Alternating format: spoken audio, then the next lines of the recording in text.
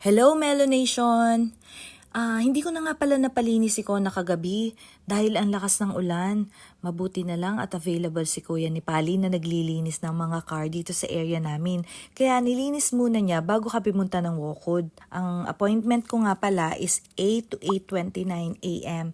Pero dumating kami ng mga 7:50 a.m. Nagsimula yung inspection ng eksaktong 8 o'clock at natapos naman ng 8:10. Talagang napakaayos ng sistema dito. Una, chinek yung hazard. Tapos, tiningnan din kung nag-function yung system. And then, yung ilaw, fire extinguisher, kung updated pa. Ang gulong, pati yung makina. Nagulat nga ako kasi madumi pala yung makina, nakalimutan kong ipalinis. Pero all in all, pasado lahat. Ilang minuto nga lang after nung inspection, nakita ko na sabi sa system, successfully passed the test. Yearly, ginagawa itong inspection, lalo at naka-4 na taon na ang sasakyan. Oo nga pala, 5 years na si Kona. Pero first time ko lang na magpunta dito kasi first 3 years niya is libre.